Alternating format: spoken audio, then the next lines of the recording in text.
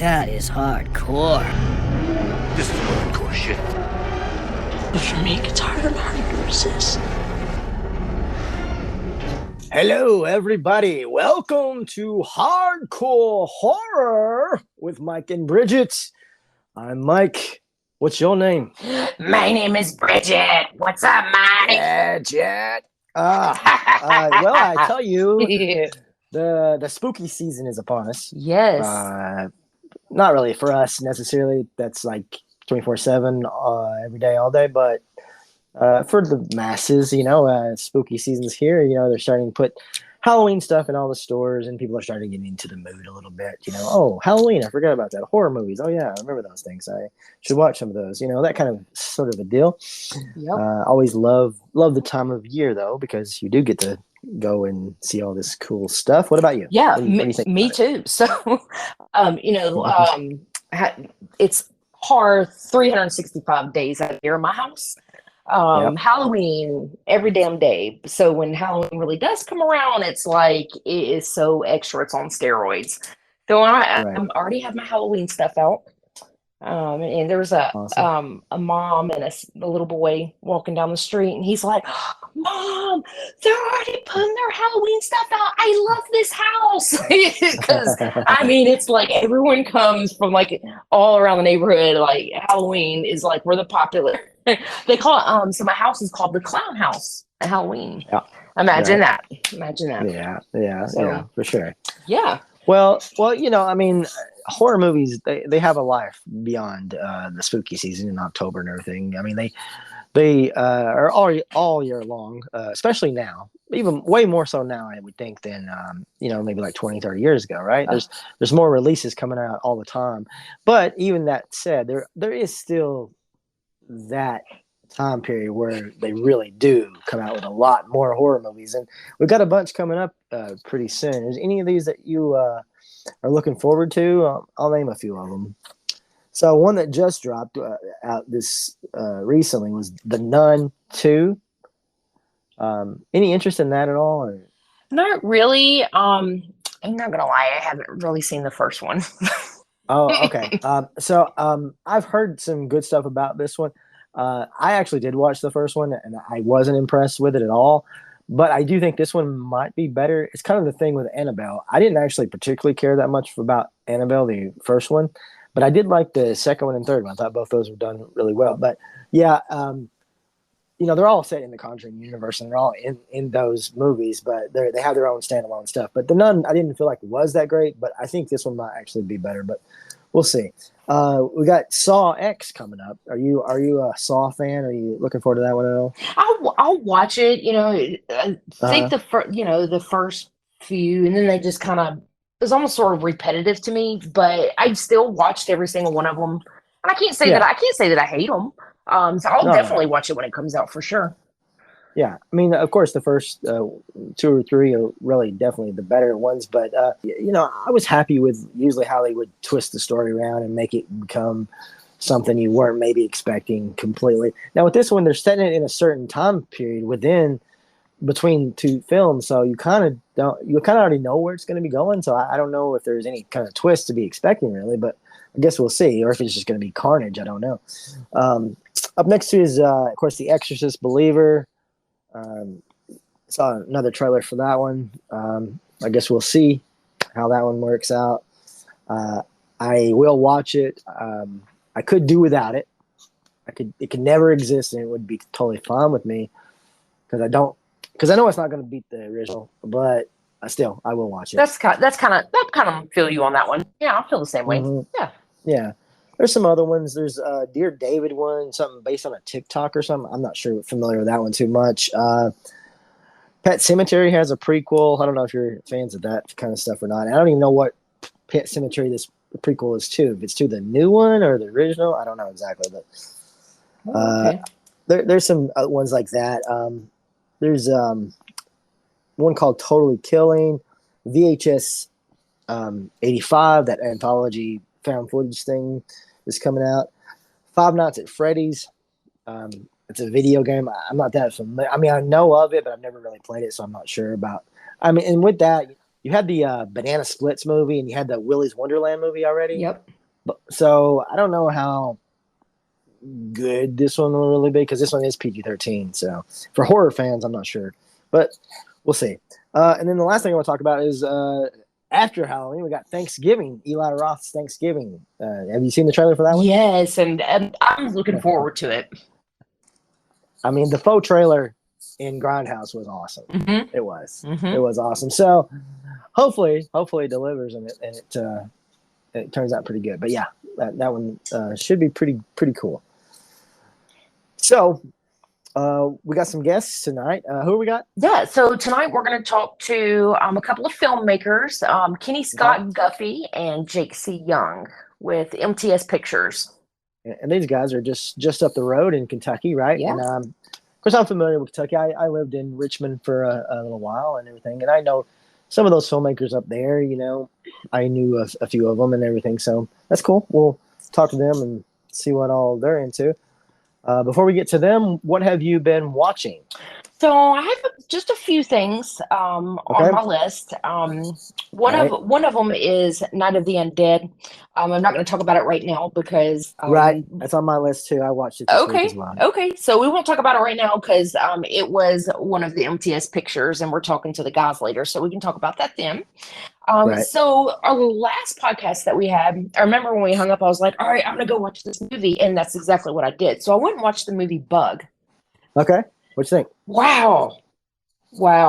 It's like I didn't expect that at all. It was like, you know, about like their paranoia and you know, and Ashley Judd. Wow, crazy. And I was going, I cannot believe I've never even heard of this movie before. So I do feel like it's really underrated. It is underrated, yeah. And it's by the director of The Exorcist. Right. Nothing like that movie. Yeah. And you know, the crazy thing is that so the movie's about I don't want to give it away for people that haven't watched it, but you've got you know, a guy who suffers from schizophrenia, and you know, there bugs, like, you know, there's bugs everywhere, and that is actually like a legit thing for people that suffer from schizophrenia. And I had a resident years ago. She kept saying, "Oh my God, my apartment's infested with bugs. Oh my God." And I was just like, "What?" And she would even come, she'd be like, "Look, they're digging under my skin." That's like a legit thing. And that to me kind of made it even more creepy, as I had heard of someone like that actually experienced that. It's pretty out there, man. It's a good one to check out. That was from was that 2006 maybe? Yes, 2006. Next on my list is a movie that I've been wanting to watch for a long time. Okay. It's called Gutter Balls. Oh, Gutter Balls, yeah. This is the first time you ever saw it? First time I ever saw it. You know, what's funny is that I remember trying to watch this about 4 years ago. My kiddo was a lot younger, and the first big scene in this movie, I'm like, I can't have this playing like my child's like running around the house. So I didn't finish watching it. I mean, like, I made it through a little bit, and I had a hard time finding it, but I just started got my first subscription of Screenbox. Finally took the plunge and got Screenbox. So I watched it actually earlier today. And I like Gutter Balls. I like the movie. You know, the kill scenes were really great. There was a ton of blood. You know, I love the gore. There was a few things that I didn't like about the movie, though. Okay. I did think that the rape scene in the beginning was just way long. Way long. I'm like, I think it got the point across, and you know, but I know that was kind of the point, to build up for you to hate these guys. You know, and that was one thing that, I absolutely hated, you know, them in the beginning. And oh my God, they all just cuss, and you just want to smack them all in the damn face. But you know, the director got the point across. Like, then that was another thing about the characters. You know, usually when I watch a movie, I'll have at least one character that I really love. And I'm like, you know, if it's a, you know, slasher film, I want this one person because I love their character. I can't say that I liked any of the characters in this movie.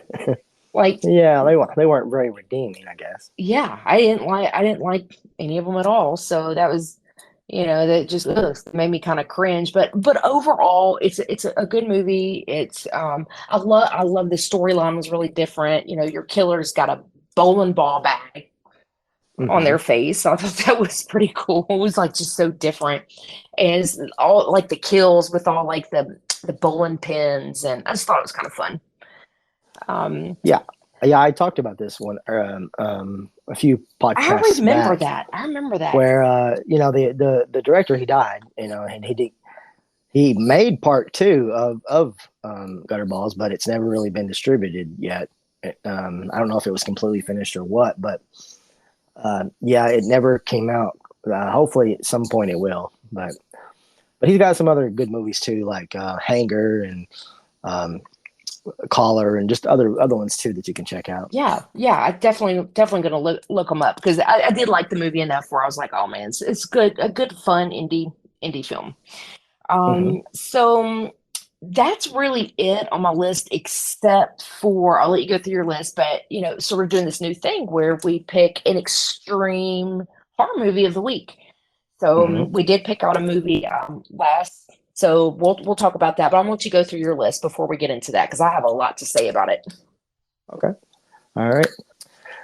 Relatively small list here. Some rewatches. I did a rewatch of Relic from 2020. This is, I don't know if you've seen this one or not. It's a slow burn, sort of elevated horror movie. A daughter, a mother, and a granddaughter are haunted by a manifestation of dementia that consumes their family's home. It's pretty decent. I like it. As far as with the topic of dementia, it's not like as good as The Taking of Deborah Logan or anything, but it's pretty good. It's not too bad.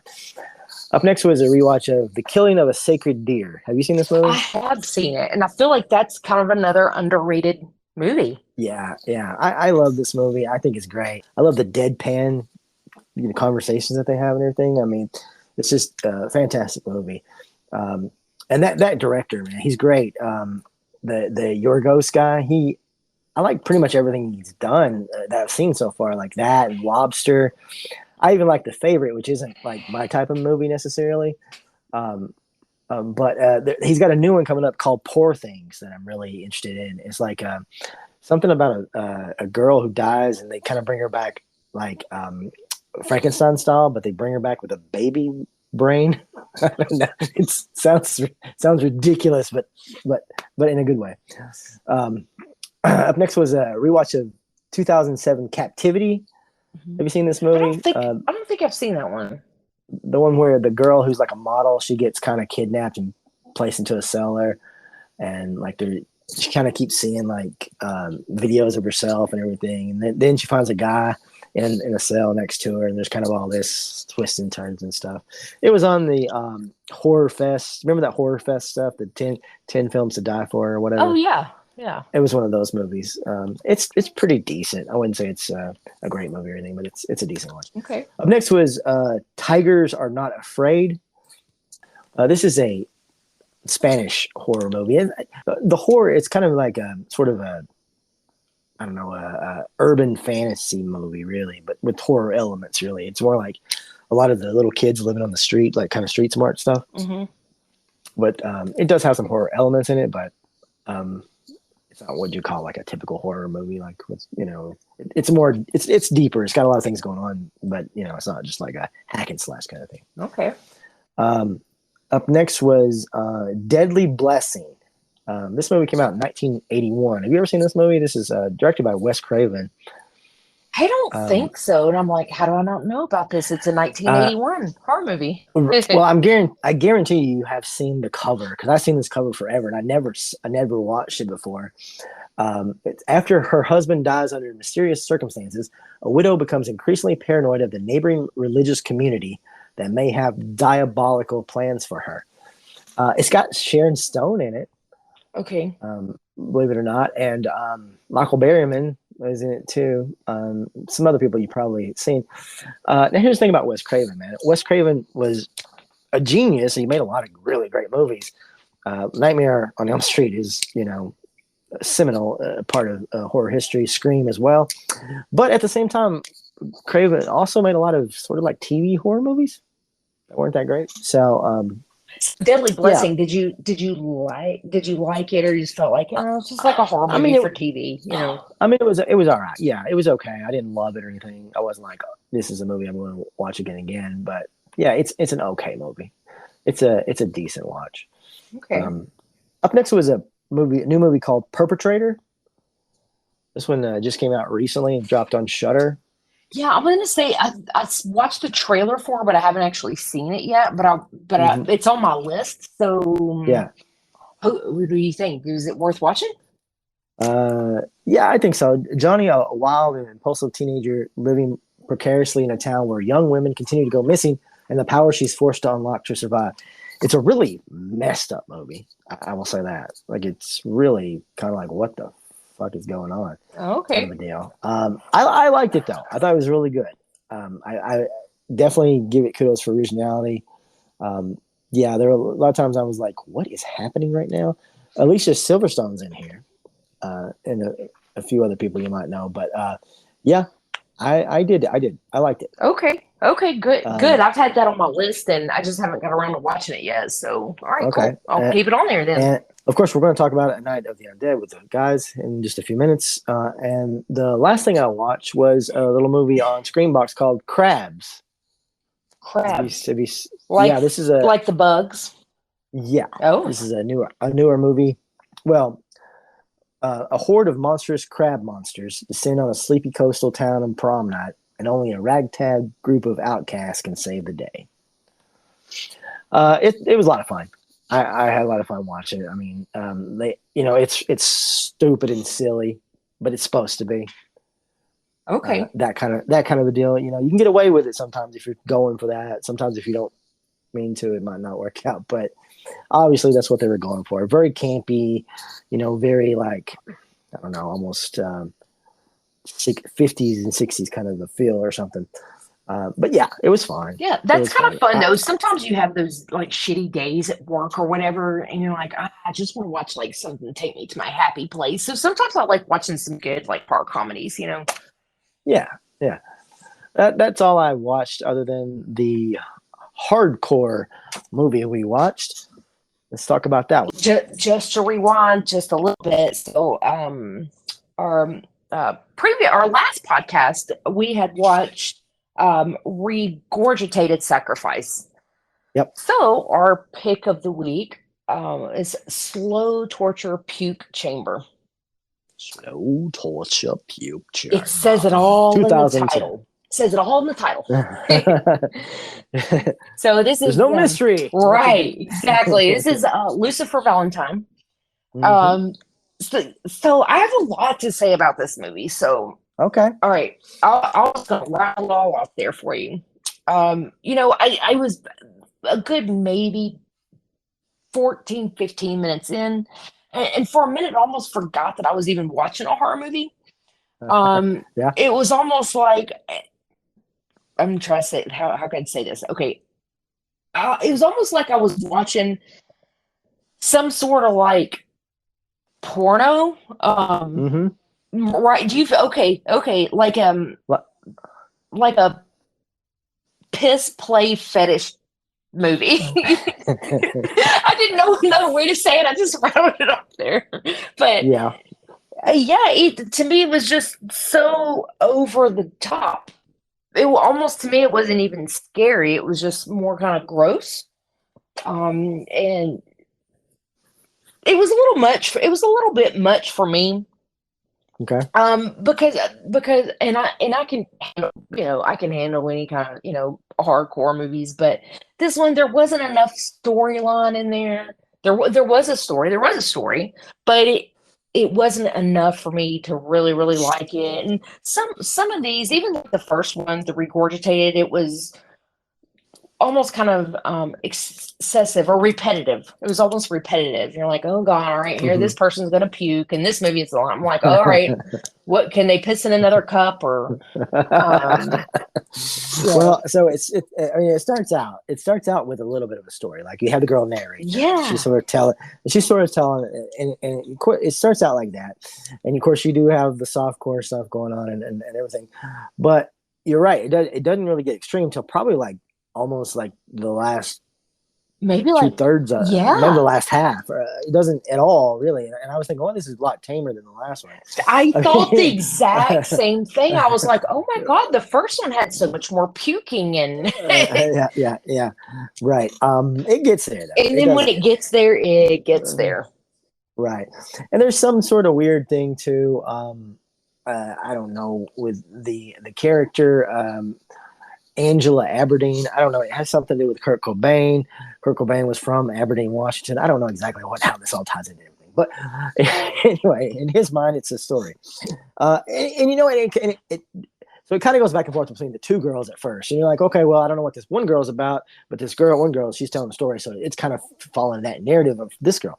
Okay, that makes sense. Whatever. And then you find out what the other girl is about, which is just peeing, pretty much. But then it really spirals out. And you get all these other people. You don't know who they are, why they're involved at all. You know, kind of a deal. So as far as plot wise, it doesn't really follow. It does jump back and forth between one torture to another, right? Yep. And you know what's funny is that there at one particular part of it, I was like, oh, it's a ripoff. And I've never even seen this movie, but obviously I know what it's about. I was like, oh, it's a ripoff of a Siberian film. But I think it come out the exact same year, didn't it? As a Siberian film. I'm pretty sure they come out the exact same year. Yeah. I would say, I think so. Yeah. Mm-hmm. No, it's definitely nothing like that movie for sure. Definitely not as well made as that movie or anything like that. That movie, no, I wouldn't even compare. I know what you're talking about, that you can compare the two, but no. I can't really say for sure because I haven't actually seen a Siberian film. We're gonna check that off my list, though. Remember? Well, yeah, right. Well, I mean, we have incest here. We got crucifix masturbations, which, I mean, hey, they did that in The Exorcist, but now you get to really see what's happening here with the crucifix masturbations. Then we get on with the other stuff and the peeing and all that, but then it goes to the puking and everything, which but then with the baby, the cutting of the fetuses and stuff. And that was just hilarious to me because it was like, okay, there's a part where he spits on the little doll, the doll fetus, and he says, "Fucking hooker." Yeah. And it's just like, what the? Yeah. What are we doing here? Yeah. But yeah, I mean, it just goes from one scene to another to try to shock you to see what your limits are, I suppose. I didn't feel like it was as good as the other one, honestly. For some reason, maybe even the camera angles didn't really as good. So I feel the exact same way. Exact same way. Mm-hmm. Yeah. So this was the continuation of a trilogy. We actually saw the second one. This is the third one. There is a first one. Now, would you go watch any more of his? Or are you done? Are you like, this is enough? I've saw enough of his movies. Well, if he does something different, maybe. Well, they're all kind of the same, sort of. These particular is all the Vomit Gore trilogy, so I know the other one's very much similar in that. He's done some other ones after this. I don't know if they're any different or not. I can't say for sure. Yeah, they're hard to watch. I would almost need to kind of give myself a little break in between because it's a lot to watch. And you know what? I'm really proud of myself. I did not gag at either one of these movies. I have this like weird thing where one thing that kind of makes me gag, bodily fluids make me gag a little. I remember I was this is like before our podcast, like before we even started doing a podcast together, and we chat about movies. And there was one I told you about on Shudder, and I can't remember the name of it. It started with a K. It was a really weird name. Oh yeah, I remember that. I kept gagging. That was one movie I had to turn off because I kept gagging, and the first scene was fucked up, and they were. I remember she was jacking him off, and this cum's going all over these sores, and just and then they're kissing each other, and the cum's going back and forth, stringing out. I'm like,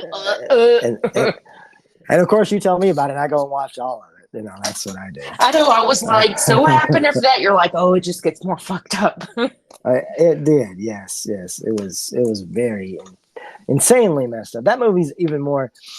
than these are. I feel like, because I mean, he has his little tricks, but he does kind of resort to the same thing over and over again. I mean, once you, he did incorporate the baby, the fetus humping and stuff with this one, but for the most part, a lot of and the pissing, of course, was different, but but for the most part, it was mostly the same, right?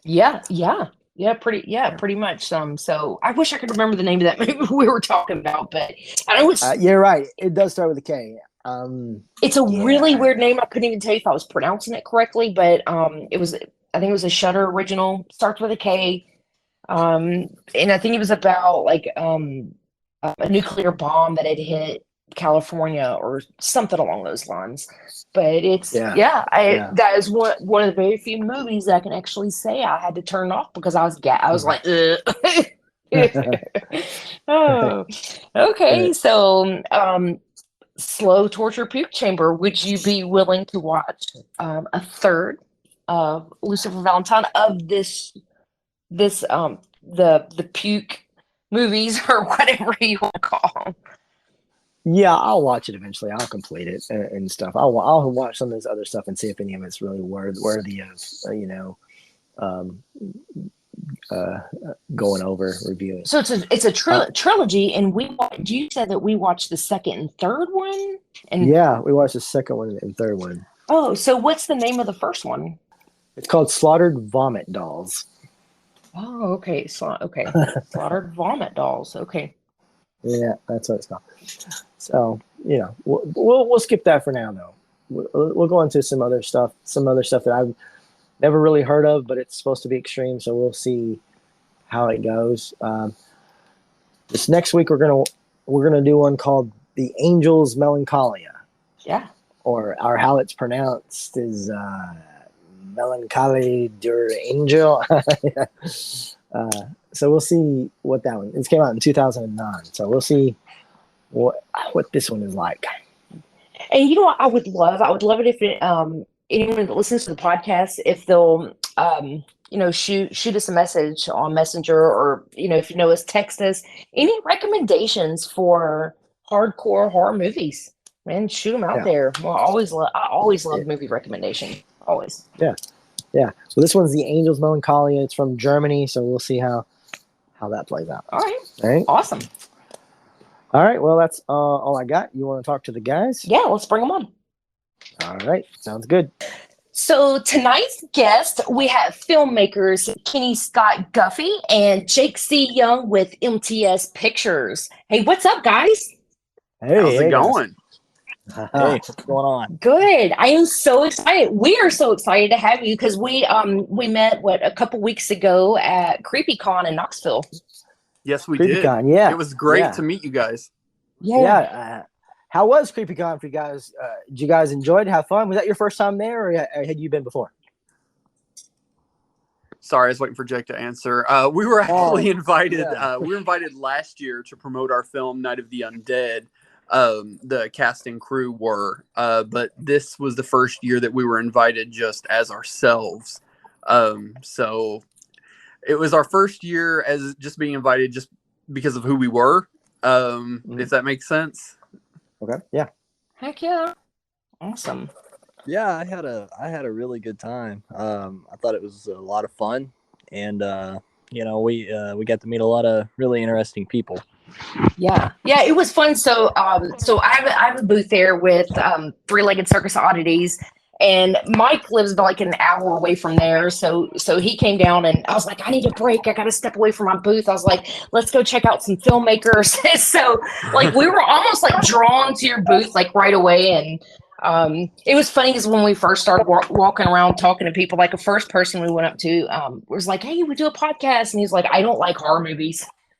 What? We were like, oh. Yeah. I heard that actually so much at CreepyCon. People saying, I'm not really into horror. I'm like, why are you here?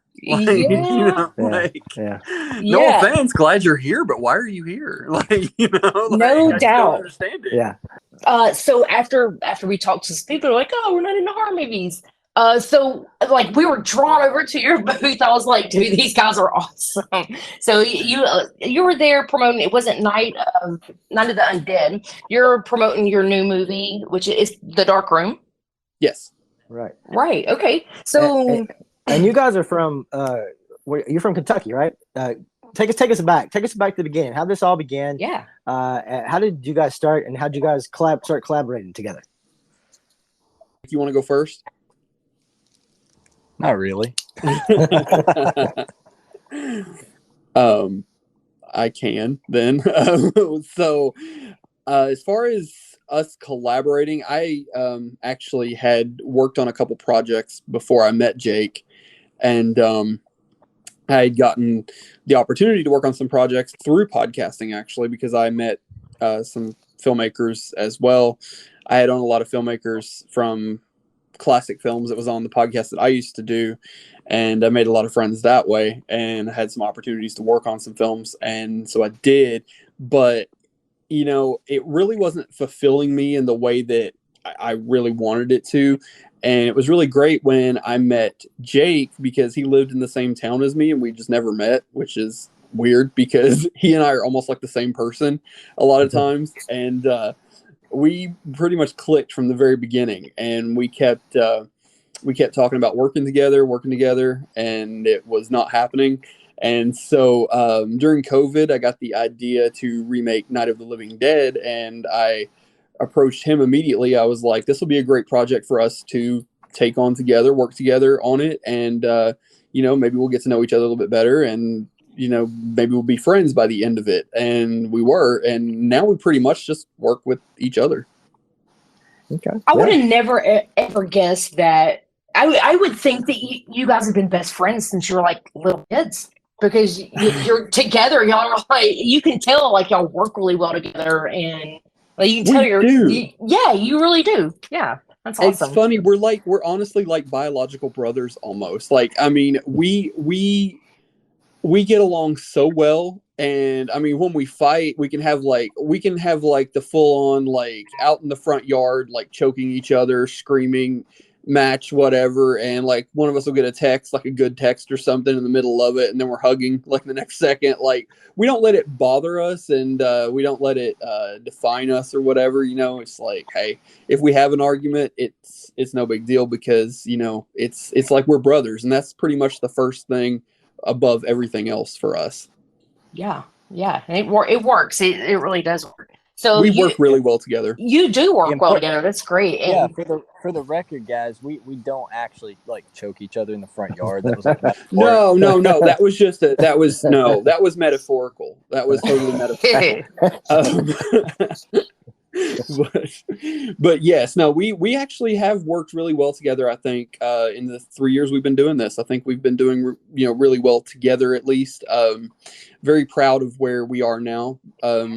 Versus where I was, like I said, when I wasn't really being very fulfilled by the projects I was taking on before I met him. So. Mm-hmm. And what about you, Jake? When did you first get into film, and how long have you been making movies, and where'd your interest come from? Oh, geez. So I've been doing this for, man, it's been years. I've been into this for a very long time. So I actually probably started really developing a lot of, wanting to get into movies and film probably since I was like 13, and it just kind of escalated from there. I started making like those little backyard movies with my friends who would come over and stuff, and over time it just kind of grew, and I got to the point where I met a lot of people. I started doing it professionally, and then I kind of come to Kentucky here where I grew up, and I was like, okay, well, I'm gonna start from square one and basically build my own production company from the ground up. And I've been involved in a lot of different films, a lot of different people. I've pretty much everything that IMDb says I've been a part of. And a few years after that, I get this text one night from this guy named Kenny Scott Guffey, and he was like, hey, what's up, man? I was like, okay, this guy's going to be a weirdo. So, I turned out to be true. Yeah. Yeah, go ahead. Yeah, Go ahead. No, but he asked me, he's like, hey man, he's like, I've seen some of your work. He's like, I know who you are. He's like, one of my college professors had kind of recommended him to me. He's like, this guy, he makes films and stuff. And I'd made a couple films at that point on my own.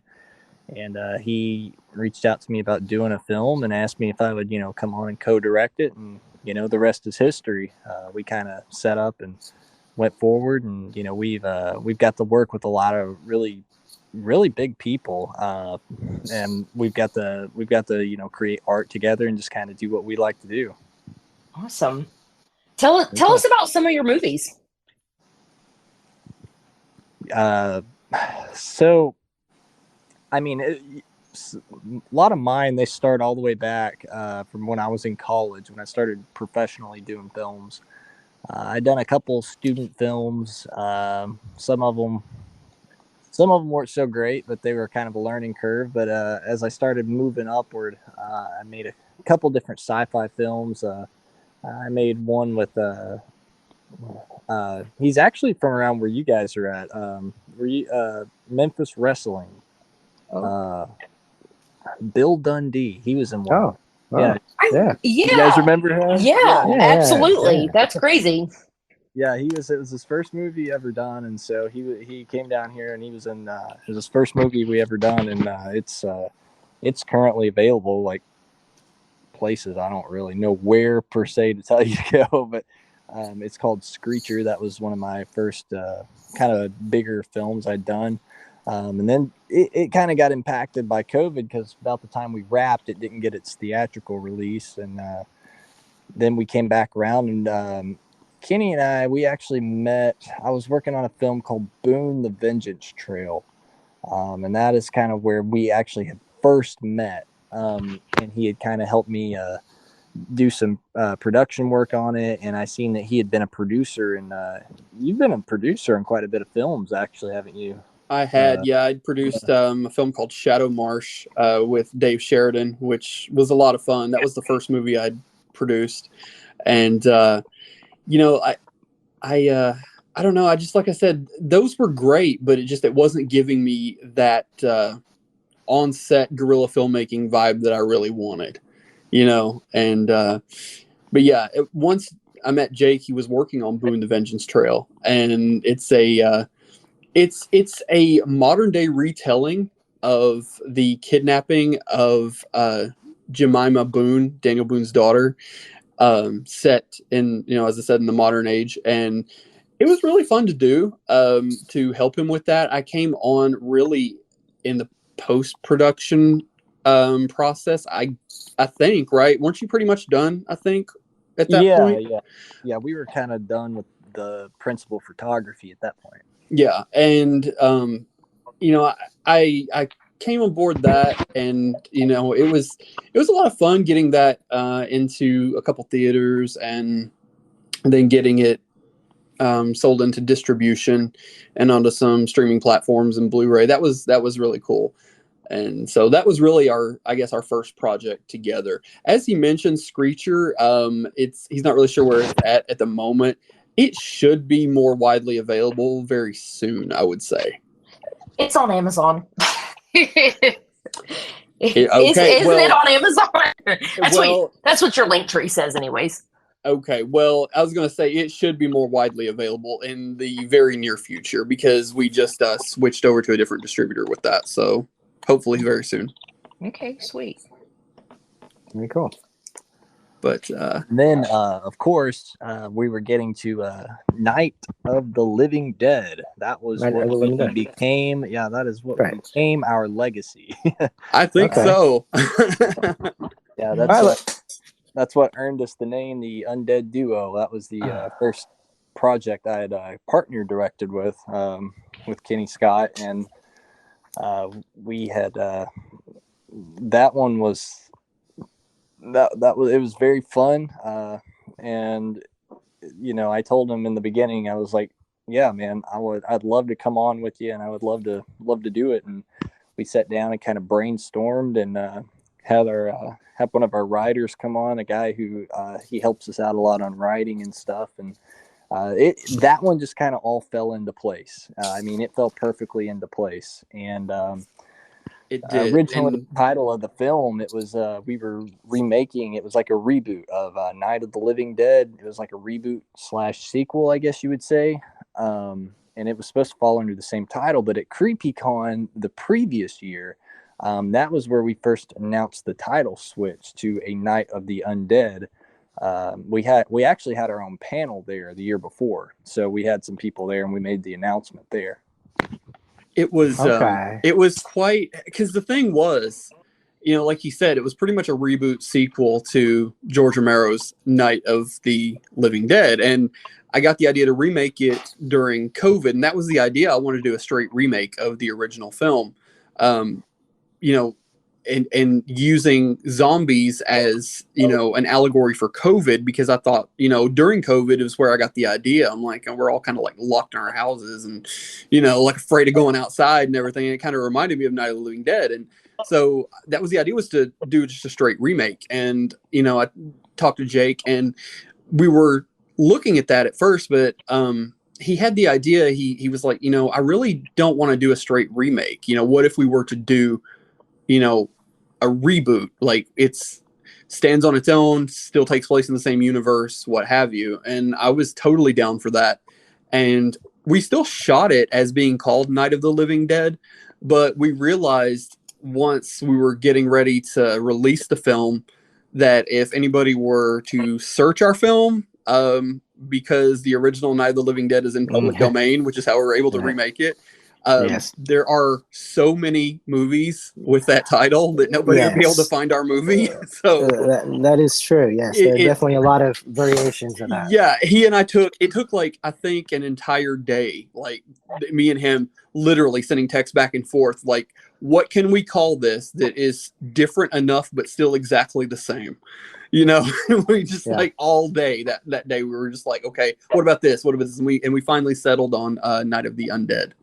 So well, I'm glad that you did change it, because watching it, it's not exactly the same. It definitely is your own movie, so it's good to not lump it in there and make it seem like it is exactly a remake. I think it was very it was very divisive, I would say, among horror fans, because it's really marketed as a zombie movie, and it's really more a story of these personalities clashing, kind of like in the original film, right? And when they're put in this this situation where they don't really know how to handle it, when one of them gets sick, and then it just kind of escalates from there. And so the marketing was a little kind of I guess deceptive, but once people sat down and watched it, I think the ones who liked it, I think that they appreciate it because they understood it, and the ones that didn't like it, I understand where they were coming from with the complaints. I totally get it. So I mean, I'm very proud of the movie, though. I think it was a lot of fun to shoot. It really was. Well, I mean, you do have enough zombie stuff in there for it to kind of still have that moniker, but but also it kind of reminds me a little bit of Cabin Fever. I got a little Cabin Fever vibe there because of all of that stuff, but it's a good allegory, like you said, with COVID and everything. So it kind of flows well with that. We've gotten Cabin Fever a lot. Yeah, we've gotten. Yeah. Okay. You got some pretty cool film locations with this film, right? Is this the one? Is this the one where you? And I could be wrong. Where you filmed in the original cemetery? The introduction, the opening credits there, the shots of the cemetery are the original cemetery where they shot the opening sequence for Night of the Living Dead. Mm-hmm. Yeah, see, that's awesome. I love that. Thank you. Yeah, wow. We had a guy who was going on a road trip, and he actually is a cinematographer, and he's like, "Hey, I'm going on a trip to Pennsylvania. I was thinking about stopping by Evans City Cemetery. Do you want me to get like some drone shots for the movie?" I was like, yeah, please. Like, thank you. So sorry, I've been talking a lot. I'll let Jake talk. No, I'm enjoying it. What he said, yeah, and everything on that film just really kind of fell into place. Like, I can't explain it, and I don't think Kenny can either. It just all kind of happened, the way it was supposed to. It's awesome. But and that's very rare, especially on a film, because a lot of times you have Kenny and I have had a few of these. We call them production hells, like where you're making a film and just like everything falls apart, and it's awful. And I'm sure you guys know a little bit about that. Mhm. Oh yeah. And by the way, I did get a chance I checked out Deadlines. Oh, I really sweet. enjoyed it. Awesome. I really enjoyed that. Cool. Yeah. That's awesome. That was my first feature film, so I was really excited about it. And then it's based off of my boyfriend's character, Sebastian Michael. So I'm a little partial to it. So that's awesome. I'm glad you guys checked it out. Cool. Yeah. I noticed. I was like, hey, I know that guy. So I was like, I met him. I was like, yeah, I know them. And then of course, seeing you guys and everything, I thought it was great. I thought it was a really good indie flick, and that's what we like, that's what we do. I plan to check it out. I am so sorry. I have not had, honestly, somebody texted me the other day and said, hey, have you watched that movie that, I was like, dude, I have not watched a movie in a minute. Like it takes a minute for me to sit down and watch a movie. I don't have it. Like, I don't have that time. You know what I'm saying? Like, sure. I Yeah. know. He also has a 5-year-old. So I do. She's a handful. Yeah. That'll do it. Yep. Yeah. I remember she was actually on set a couple times when we were shooting Night of the Undead, and she looked over at Zach Sackett, who plays like our main zombie, and he said, "Am I scary?" She said, "No." Just kind of walked off. She's grown up around it. She doesn't really, she's not really too, influenced negatively. She doesn't scare too easy. Yeah. So that's awesome. Awesome. So tell us about the Dark Room, because you guys were promoting that movie at CreepyCon. So this is a new movie. It's not out yet, or it's coming out soon, right, guys? Tell us about it, or what you can tell us. So actually, the premiere for the film, the first world premiere, is actually going to be this Friday coming up. Oh, nice. Yeah. It'll we're having the cast and crew premiere. It's a 2-night event. It's in Russell Springs, Kentucky. So if you guys ain't doing nothing, we're just going to give you the personal invite. Oh, nice. Appreciate it. Awesome. Yeah, Friday and Saturday night in Russell Springs, Kentucky at the Key Twin Cinema. The cast and crew of the film will be there. But the Dark Room. So this one was kind of new for us. I think Brigitte bought a copy of it. I did. Yeah. Did you get a chance to review it? Yeah, absolutely. And Mike also watched it. So we both watched it. Yeah. So I did. So I start into it, and as soon as the credits start rolling, I go, "Oh, I know that girl. She's been in my movies." Kayla Perkins. She was in a couple of my movies. Oh, that's awesome. Yeah. So how did that come about with you guys getting her? I love how we're quiet, like we don't know the answers. I'm just like not wanting to step on toes, like not wanting to talk too much or over talk. Yeah, I don't know how that happened. Yeah, we just that's what we need. Like we're not even really here. Like we're body doubles for Scott and Jake. Yeah, we're body doubles. But no, Kayla actually lives not far from us. She lives in Lexington, Kentucky. Right. And we both kind of knew her. I think we were both just mutual acquaintances of her through social media. And we try not to overuse the same actors in our films. If we do, we try to be very selective with where we use them, because a lot of indie films have the same cast over and over and over again. And it's, just the same group of people consistently, like in all those same films. And so we try not to do that. We try to be very selective. And so we always kind of look for, okay, who are we going to cast for this next film? Like after we get the script, we'll break it down and we'll say, okay, who would fit this part? And then we'll kind of start looking. We don't really do like the audition thing. We kind of, reach out to actors that we know or people that we know, and say, hey, I think you'd be a good fit for this. Do you want to do it? And and you would be surprised, I think, probably, maybe not, because where you guys do have, a little bit of experience with this, how many people, when you ask them if they want to be in a movie, how many people say no? You would think that's like, everybody's like, yeah, but a lot of people say no. And, I don't know if they think like I'm offering them to be in like a creepy snuff film or something, but like, I'm just like, Yeah, I had that problem at first, especially when I was just getting started. I think a lot of people were a little weary of what I was doing, for sure. Yeah, going forward, it wasn't as big of a problem, but yeah, definitely there in the beginning, like first couple of films, people were like, I don't know. I know, it's like, it's so weird. It's like, okay, sure, whatever. But we haven't had that issue lately, I will say, so that's good. But well, we're a little more established than I was gonna say we're a little more established now, but Yeah. But yeah, Kayla, she was gracious. She did a really good job. She came down, she shot her scenes. We had a good time. It was good. It was a fun day. She got a great personality, and she kept the set lively and fun. Same thing with Shane Thompson, who came down as well. I think everybody did really well on the dark room. I will say the dark room shooting it was not, to me, it was not as fun, and I'm going to put that word in quotes, as Night of the Undead.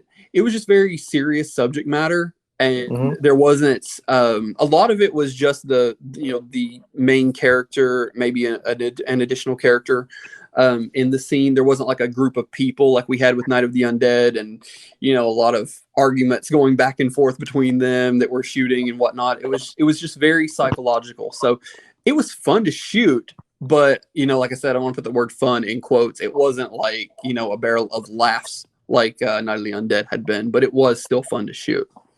Right. Real quick, I'm going to tell you a little anecdote about Kayla with my experience with her. The first movie I did with her, I think it was in 2009. I believe it was. So I had this part, right? And I met her on the internet. So I think I put out the casting call, and I think it was like for like a, late teens, early 20s kind of a deal, or probably early 20s, more likely. And so there is no sexual stuff in the thing, but the dialogue was, because it was like back and forth with a girl and a guy in a car. Anyway, she comes down to Tennessee, and it's her and her mom, and we start signing the release forms, and her mom's like, do you need me to sign this? And I said, no, I don't think so. And I was like, she's 18, right? And she's like, no, she's 14.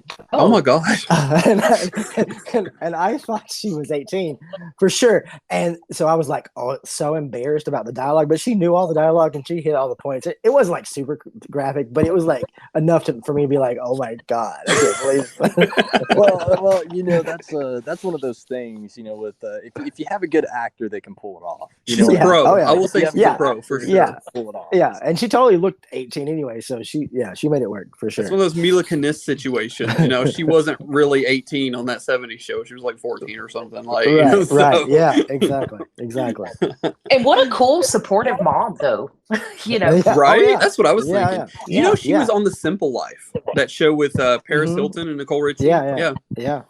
I talked to her about that the day she came down, and we just had a conversation about it. It was really cool. So it's funny. It's almost like 6 degrees of Kayla, because the crazy thing is when I was watching you guys' movie, Tracy, which you met him at CreepyCon, he goes, "Oh, Kayla's in this movie." I was like, "Oh, do you know her?" He goes, "Oh, we've been in a few things together." So I know they were in the show Nashville together.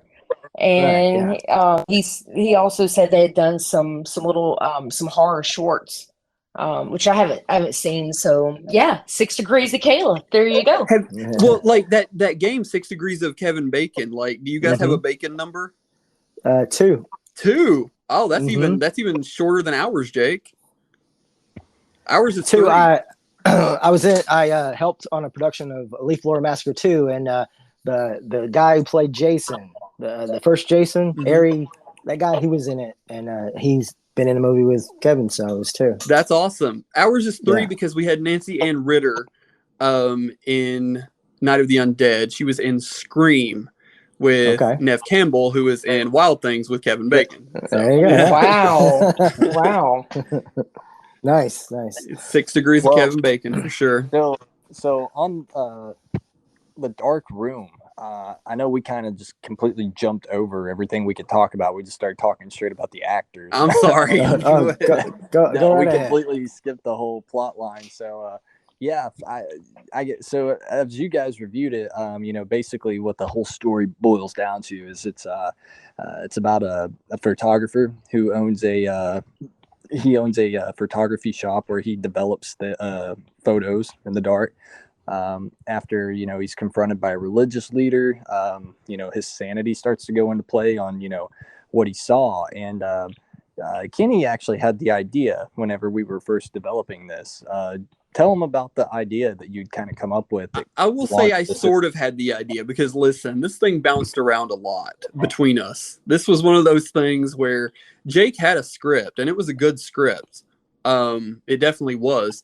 But for some reason, it just wasn't working. It wasn't coming together. And we kept, tossing these ideas back and forth.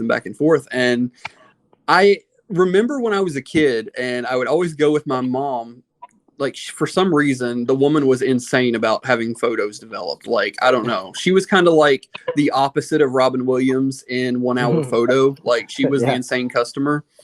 But like, she would go to Walmart and get her photos developed because that was what you did back in the 90s, right? And I always remember thinking, what happens if the person developing the photos finds something that they're like not supposed to see on a customer's camera roll, right? What if they see like a murder or a kidnapping or something like that? Like, what happens then? Like, what happens then? They call the police? Do they even look at that, right? Do they just like not even notice because they just develop photos all day and just throw it together? What happens, right? And so I told Jake that idea, and he loved it. He said, I already know the perfect title for it, The Dark Room. I was like, that's it. So yeah, we incorporated that and went from there. Very cool. I want to ask you guys now, watching it and then getting to the credits. When you get to the credits and everything, there's a line in there where it reminded me of Scream, where Wes Craven says, "No thanks at all. No thanks at all to this school," because and you know that story. But you guys say no thanks at all to the city of Somerset, Kentucky. I know there's a story here. What is it? I love the fact that they know that because it means they watched it literally all the way through. All the way to Oh, the end. yeah. Yes, they caught that. Yeah. Do you want to tell the story, Jake? I mean, I can. So basically, Kenny actually told me, he's like, hey. He's like, there's a line in the end of Scream. He's like, I don't know if you know this.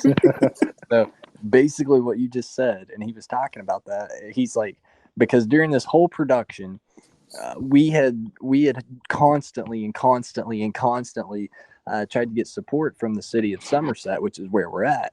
And we just kept getting shut down. Nobody was interested. Nobody wanted to help. And it was just, everything we had planned, they were just like, nope. And like, nobody lifted a finger. So we go over to Russell County, which is about 30 minutes away. And it's the next town over. It's connected by the lake. I don't know if you know anything about Somerset or Russell County, but we're all connected by Lake Cumberland. It's like the 9th largest man-made lake in the world. And so it's just like a skip and a hop away from us. And that's actually the area where Kenny is from. And, I kind of grew up around there when I was younger too.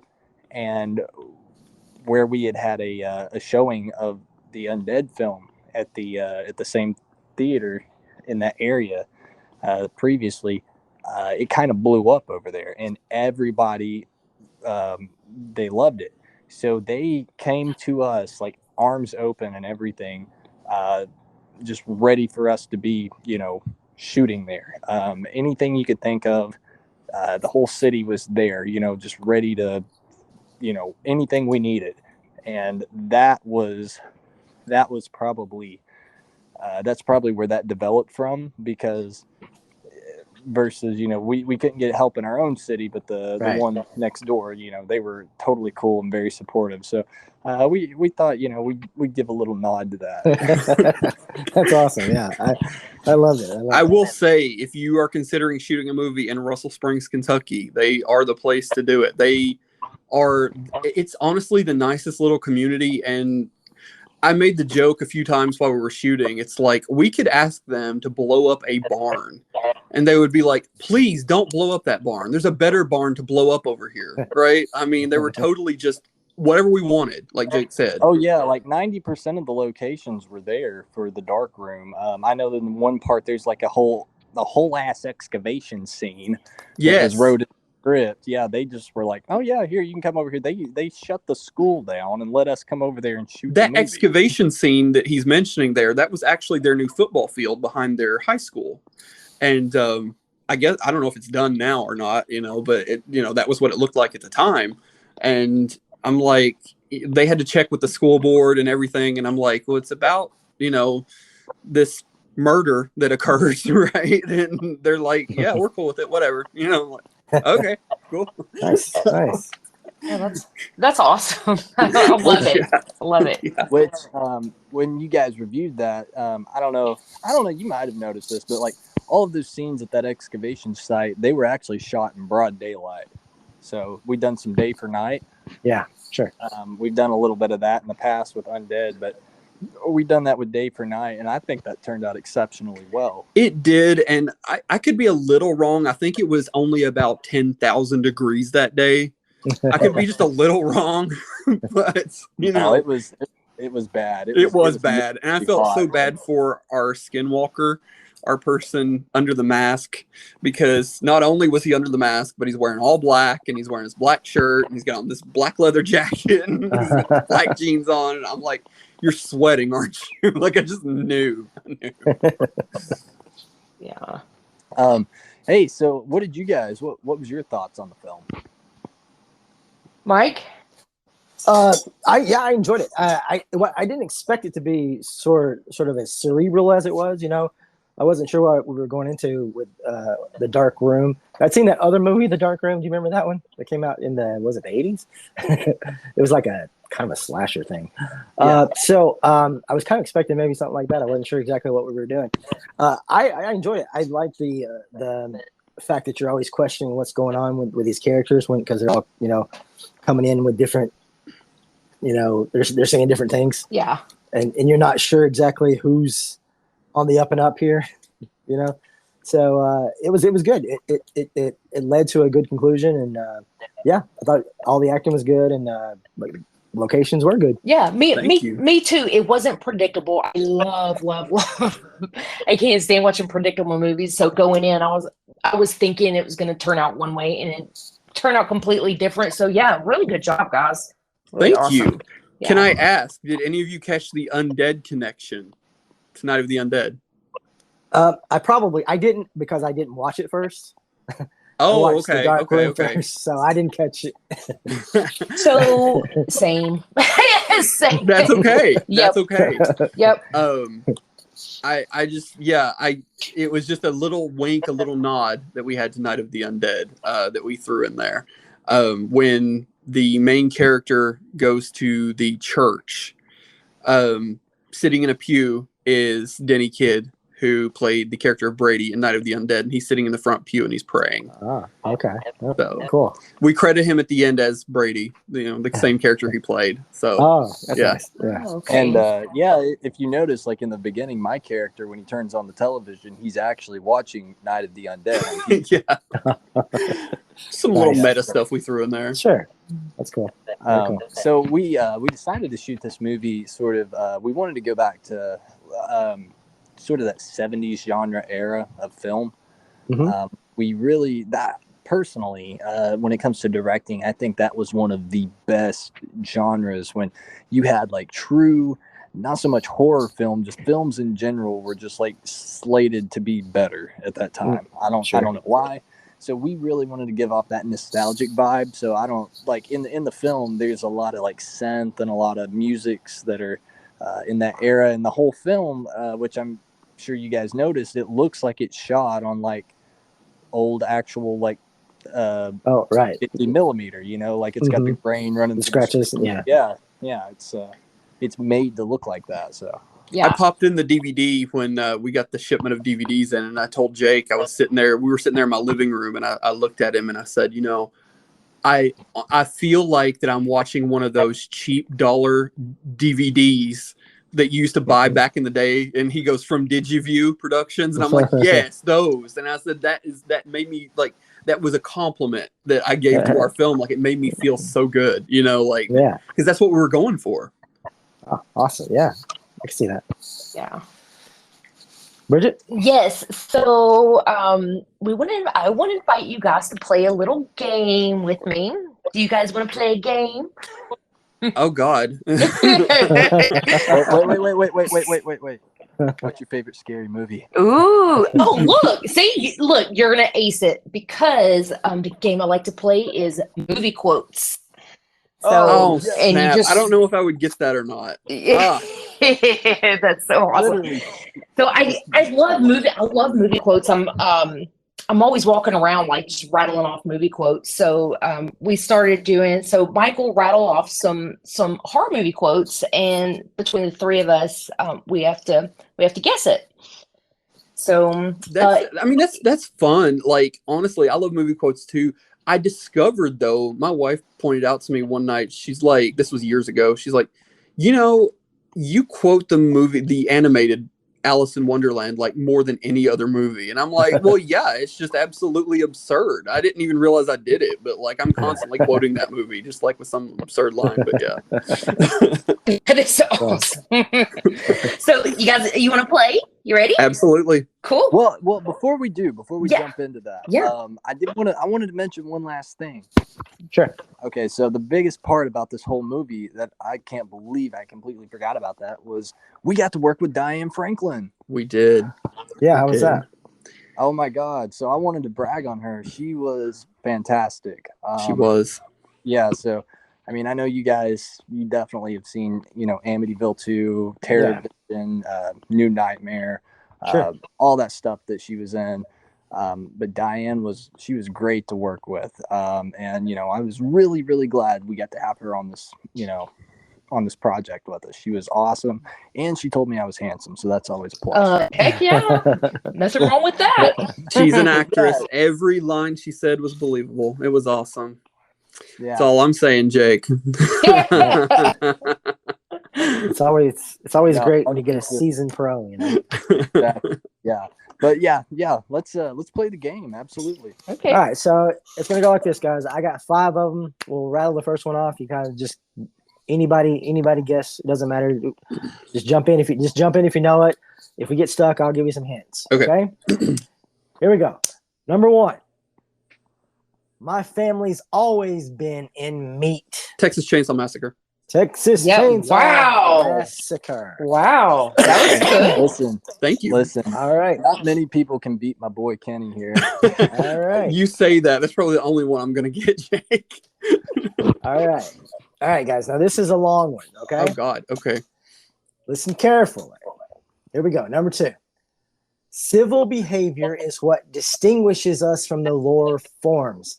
It's what enables us to communicate, to go about things in an orderly fashion without attacking each other like beasts. Civility must be rewarded, Captain. If it isn't rewarded, there's no use for it. There's no use for it at all. See, I tell you, I give up, Jake. Can you repeat the question? Sure. Civil behavior is what distinguishes us from the lower forms. It's what enables us to communicate, to go about things in an orderly fashion without attacking each other like beasts. Civility must be rewarded, Captain. If it isn't rewarded, there's no use for it. There's no use for it at all. This is a zombie movie, isn't it?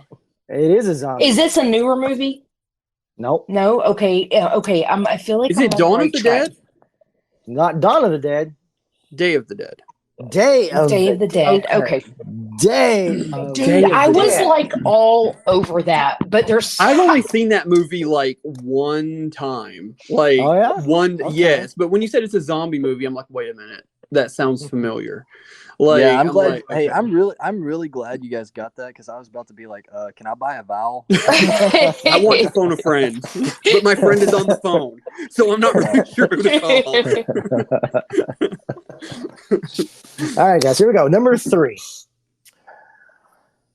We're going to be French fries. Human French fries. Okay, that one I don't know. That one I really don't know. I know this. I can. Oh my god! What is this? I know this. What is this? Ah, I do too. I know I've heard it before. I know I have. I love that year? Bridget doesn't know either, though. I love that. Like, you know what I'm saying? oh, what is Like, this from? Is this a Rob Zombie film? It's not a Rob Zombie film. Damn it! The year is 1977. Oh, The Hills Have Eyes. No. The Hills Have Eyes. you know what? Okay, I'm gonna got surprise that. you guys. I have never seen the original Hills Have Eyes. I've never seen Oh, it. really? No. I have seen the remake, and Get out! I Get out. I know, Go. I Get know, out. I know. I get it from cinephiles all the time. Not just that, but like because I've never seen all of Gone with the Wind in its completion. I've seen part 1, but never part 2. And everybody's like, I hate that because everybody's always like, well, you can watch it here, there. I'm like, yeah, I own it on DVD, Blu-ray, and digital. Okay, it has nothing to do with my access to the film. It's the fact that I just was never compelled to watch the second half. But no, I've never seen the original Hills Have Eyes. Okay. So All right, it's worth checking out. It is. I will. I actually just watched it the other day. So yeah? You should have got that then, Jake. That's all I'm saying. Exactly. You know? That's why I was like, I know this. I know this. What is this? It's crazy why- because I just watched it not like a couple weeks ago. I've been talking to Susan Lanier to come on our podcast, and she was in that movie. So I was like, oh, I want to do a rewatch on it. So that's crazy. Well, Crazy. you both were kind of like, that's familiar, right? And so you both were kind of like, yeah, we rewatched it, yeah. Right. Yeah. Yeah.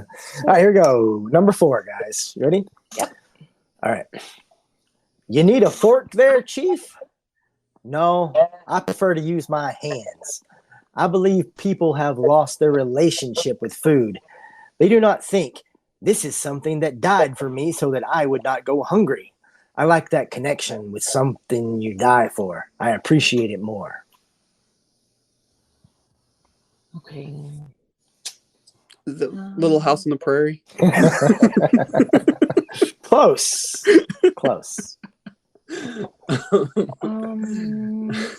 What was the year? The year was 2005. Oh, okay. Oh yeah. That was a good year, though, I think, if I remember correctly. I was like a sophomore in high school. Like, I remember House of Wax came out that year. And a few other movies. Wait, is it House of Wax? No, it's It's not. not House of Wax because I rewatched that the other day, actually. I don't know. I give up on that one. You want another quote from it? Yeah. Okay, here's another one. Here's another quote. You made a reservation under the King of Swing? Of course, my horse. I don't know. I haven't seen this movie. Whatever it is, I haven't seen it. I bet you have because the King of Swing, that's like, I feel like I'm all over it. Of course, my horse. The King of Swing, I just keep picturing Disco Stew from The Simpsons with the jacket. Disco Stew doesn't advertise, you know. So the King of Swing. Oh my God, I'm all over this. 2005. Yep. Oh, get it, Bridget? Yeah, it's the King of Swing, where the guys are going to like they're clubbing or whatever, and they're getting kidnapped or whatever. Hostel? No. Yep. Oh, is that Hostel. it? Okay, so I haven't seen Hostel. Yeah. My wife keeps trying to get me to watch it. I haven't seen it. Okay. All right. It's funny because the first quote, I don't recall that one in Hostel, but the second one. It's the one where they're on the bus and they like kind of really creepy guy starts kind of grabbing the guy's leg, but before that he starts talking about he's eating a salad with his hands, I think, or something, and they're like, "Hey, you need a fork there, Chief?" You didn't Starts watch going- the unrated version, Bridget. That's what it was. Oh, that's so funny. All right, guys, here we go. Here's the last one, number 5. We're gonna need a bigger chopper. Apocalypse Now. Nope. Is it I'm thinking on that one. is it Planet Terror? No. Oh my God, Jake, come on, throw one Dude, out here. I'm thinking. I was like, We're gonna like need my a bigger mind- chopper. my I was mind like, I immediate- swear, I was almost like Jaws, and then he threw me off. Oh my God. Oh, yeah, that's Oh, exactly what. well, I mean, listen, you're going to need a bigger chopper. Obviously, it's satire, right? Sort of. Right. So, what would something- Sharknado. Sharknado. Was that it? Oh my gosh, Yeah. that is so funny. I've never The seen movie. any of those, and I have, but it's been a Have you? while. I was streaming, and there's like 10 of them. Okay, that might He be said exaggerating. it's like, satire almost, and I'm like, wait a minute, that's Sharknado. I was like, Yep. I remember Tara Reid was in Sharknado. That's right. I'm terrible at this game because I immediately was going to be like, that's Predator. I know that's I'm Predator. terrible at this game too. What are you talking about? I haven't even seen like 3 of these movies. Like, so It's okay. like, It gives you something to watch. Kenny, you're a movie collector. I am, but hey, it's like I said, I don't have the time to sit down and watch them anymore. Like, it's just insane. Like, listen. His whole office is nothing but films all around the walls and everything. Then you go into his basement. There's just films in totes and tubs. I mean, there's so many films. It's like I am disappointed in you. I know, and like he knows too. Like the posters too in my office. Like I bought a King Kong poster at CreepyCon, and my wife's like, "Where are you going to put that?" And Jake's like, "Yeah, there's no space on your walls." And I'm like, "I love that you both know this. Like I will find a place to put it." And Jake, you haven't been here since then, but I did find a place to put it. That's all I'm saying. Is it in your living room? No, it's in my office. I moved some other stuff to the living room. I was going to say, you hung it from the ceiling, didn't you? It's here in my office. I moved some things around, so So what's next for you guys? What's next on the list? Bridget? Oh, I was going to say, Mike, go for it. You want to tell them about our balloon project that we have? That Go ahead. we're working on. Okay. So it's funny because the idea come up at CreepyCon. So I sat at Mike's table last year. I wasn't a vendor, but Mike was there as as an artist. And so we were sitting there, and all the clowns. I love clowns. All the clowns, and he just seen my interaction with them. He's like, "Wow, you really like clowns?" And he's like, "Oh, there's never been." Well, that was me. I was like, there's never been like a good female killer clown. So it was just like a quick idea. And it's kind of like it was a dream of mine. And so Mike has been a retired movie director, and he kind of come out of retirement for me to do this little film about a female killer clown. And it's funny, like right before I met you guys, he'd kind of shown me a rough cut of it, and it's been a lot of fun so far, and it's awesome though. It was when you were talking about filming at 100 degrees, I was thinking, oh my God, I feel you, because the night we filmed it was just brutally hot, so hot. Yeah, and I think I remember you saying that, like you were in the garage. yeah. Yes. Yeah, I remember you telling me about that. Oh man, it was crazy. I mean, like in between shoots, I would run over there and grab paper towels and like just blot my face down because I was sweating so bad. So I get it. A lot of people don't realize that, like how much work you put into filmmaking. It's a lot of work. It's a lot of fun, but it's a lot of work for sure. Oh yeah, definitely. Yeah, with the dark room, this one has been in one of those development hills I was telling you about. We ended up getting like 3 months behind schedule on this. Yeah. Yeah, it was awful. Like Night of the Undead, we shot that movie in 3 months. So this one took us like a full 6 months to shoot, and it didn't even have nearly as many people or characters or locations. It didn't. Right. We actually planned it that way so that there were limited locations, limited characters, so it would be really easy to shoot and really quick. It would be a really quick shoot, and it was not. So. Yes. Yeah, we luckily everything's kind of wound down on it, and now we've kind of looked at going on to our next project now. So That's what I was going to ask is what project are you working on right now? If you're allowed to say. So we are in very, very, very, very, very early development of something. Okay. We've been working on, I don't know. I kind of take that back. We've been working on it for a while. It's always been in the pipeline, but we're just now kind of getting to the point to where we can do it. So what would you classify this as? Kenny? I would classify it as I want to say that I don't think it's a secret that we're doing a vampire movie, right? It's not now. It's not, wasn't before. Okay. So, Uh-huh. it's a vampire movie. But I think it's very 80s Fright Night Lost Boys type vibe is what I'm thinking. That's the vibe that we're looking at. Like it's going to be, the vibe this film's kind of going to be is like think High Plains Drifter meets Lost Boys. So, yes. Okay. That's kind of what we're going for. Story was commissioned by the screenwriter for the American Vampire film Roland Jewett. Did I say his last name right? Yeah. Yes, he used to be known as Roland Jarrett. That was his stage name, and he's since reverted back to his birth name, which is Roland Jewett. But he wrote a film called American Vampire with Adam West back in the 90s. And I saw that movie. Yes, my mentor, Trevor LeSueur, is in it. He played the central character, Frankie. Okay. And Trevor is my mentor. He has impacted me in so many ways. Absolutely love Trevor. I can't tell you. I said, wasn't Carmen Electra in that movie? She was for a brief moment. Yeah. Okay. All right. But no, Trevor is definitely one of the nicest guys that I know.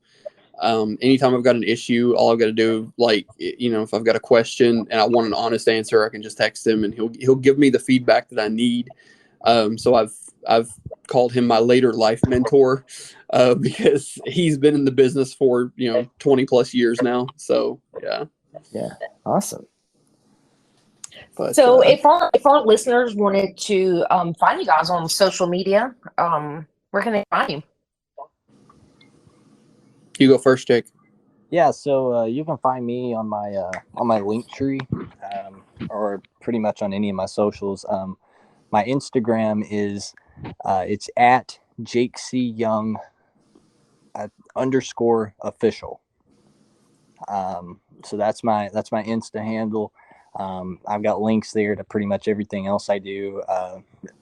When you go there, you can find a lot of our films we've done. You can find our merch website. You can find pretty much all of the films we've done.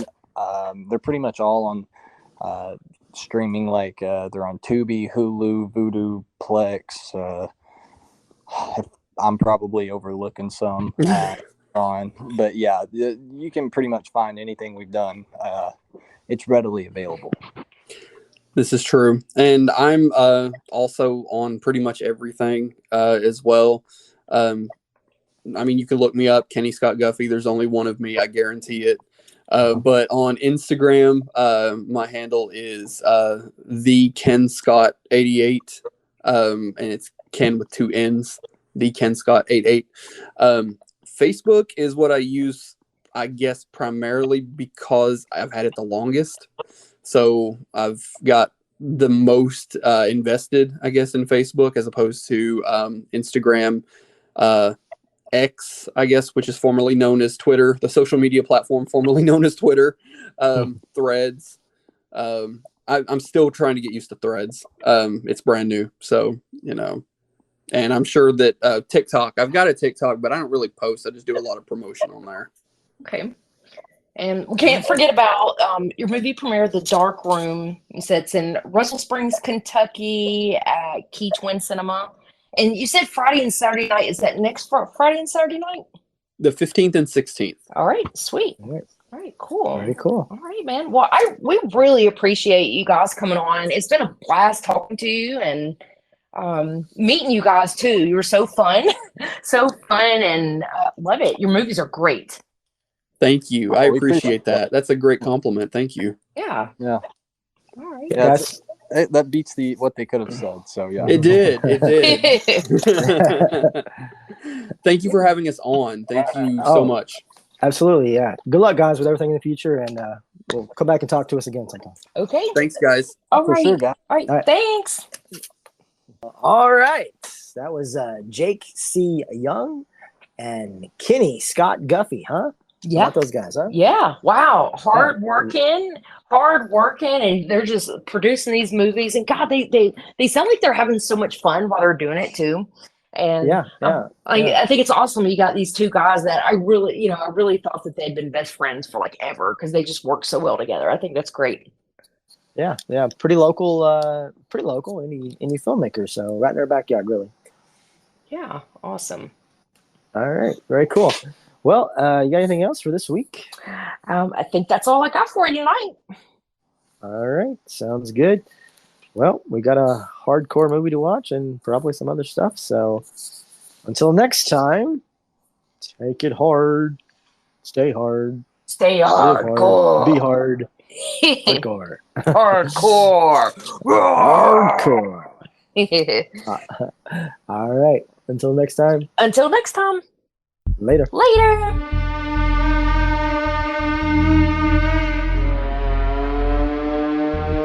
Wow. That's hardcore. Nothing harder. Hardcore Horror with Mike and Bridget is a part of the Tennessee Horror Podcast Network.